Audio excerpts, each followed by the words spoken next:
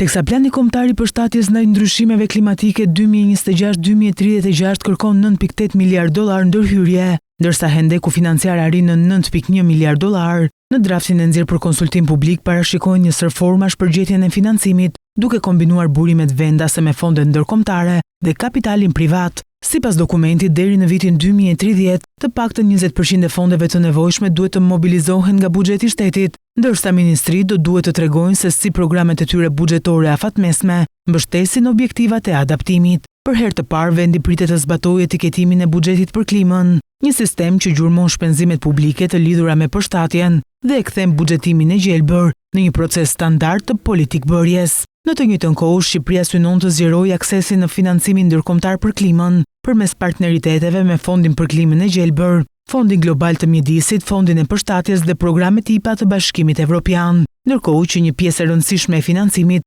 pritet të vijë edhe nga sektori privat. Qeveria planifikon të nxjisë përdorimin e partneriteteve publike-private, si dhe të zhvillojë instrumente sigurimesh për rrezikët klimatike, përfshirë bujqësinë dhe sektorët e cënueshëm. Në fushën e inovacionit financiar, Shqipëria po punohet për studimin e fizibilitetit të obligacionit të parë të gjelbër kombëtar, parashikuar për vitin 2026, si dhe për krijimin e një strukture rajonale sigurimi kundër rreziqeve klimatike. Këto instrumente synojnë të diversifikojnë burimet e financimit dhe të rrisin qëndrueshmërinë fiskale të vendit ndaj ngjarjeve ekstreme të motit. Plani kombëtar i përshtatjes ndaj ndryshimeve klimatike 2026-2036 është një dokument strategjik që synon rritjen e aftësisë së vendit për të përballur me rreziqet klimatike dhe pasojat e tyre ekonomike e sociale.